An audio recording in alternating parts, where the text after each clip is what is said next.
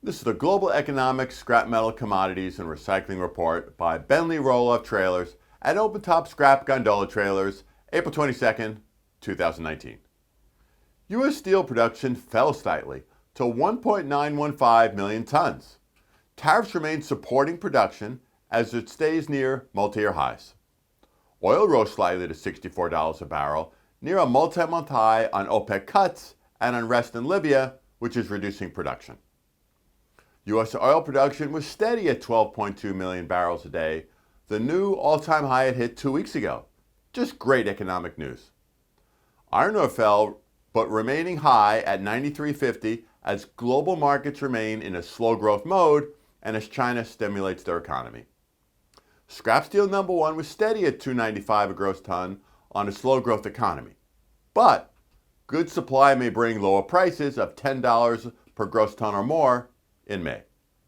Hot rolled coil steel fell slightly to $33.96 on slight market weakening in automotive and construction markets. This is good for keeping inflation down. Copper fell slightly to $2.92, staying in a fairly high range on major Chinese government economic stimulus to help support China's slowing but overall 6% growth, which remains faster than our 2.3% growth. Aluminum rose slightly to 83.9 cents on slow growth, remaining near a multi-year low, and on Chinese enormous exports as well as slowing construction markets and vehicle markets.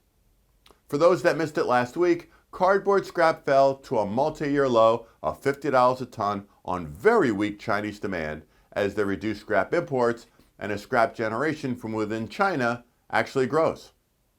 The Chinese economy grew at 6.4% in the March quarter, the same pace as the previous quarter, which is about double U.S. growth. Industrial output and consumer demand strengthened amid the government's pro-growth strategies. March's U.S. housing starts fell to near a two-year low to a seasonally adjusted annual rate of 1.139 million units, the biggest decline in nearly 2 years. Multifamily housing was steady, but single-family homes were the lowest since September 2016, 2.5 years ago, with flooding in the Midwest actually a big factor. February's U.S. trade deficit was the smallest in 8 months as exports of civilian aircraft rose by $2.2 billion and automotive and vehicle sales parts actually rose $600 million. The trade gap narrowed with China, the EU, and Canada, but grew with Mexico. The U.S. Home Builders Index rose to a 6-month high as buyer traffic picked up and builders felt better about selling single-family homes. As a negative, prospects for sales over the next 6 months dropped a bit. U.S. manufacturing continued to grow in April, but growth remained near a 2-year low. As a positive, output and new orders rose, while employment growth was the weakest since June 2017.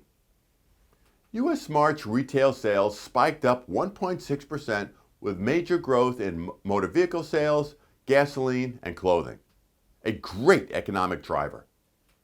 Initial unemployment claims in the U.S. fell to 192,000, a new 50-year low, as companies hold on to employees in this continued environment where it's tough to find good people.